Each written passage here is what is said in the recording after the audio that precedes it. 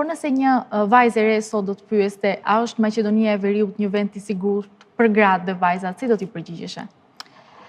Për fat keq jo, nuk është, sepse ne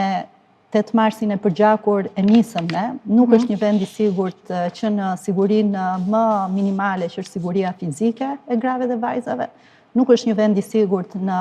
vendin e punës në shumë sektor dhe në shumë vende dhe në shumë firma private, ku gratë tekstualisht kanë frikë të ngelen shtatzan për shkak se mund të humbasin në vendin e punës, për shkak se nuk do t'u paguhen në kohë dhe si duhet pagesat e pushimit lindjes e kështu me radhë. Pra, nuk është një vend i sigurt në shumë aspekte. Prandaj thash që gratë duhet të jenë të zëshme, duhet të jenë luftarake, duhet i kërkojnë me forcë të drejtat e tyre, sepse siç shifet edhe duke i kërkuar me zë dhe me forcë, përsëri është vështirë ti marrësh.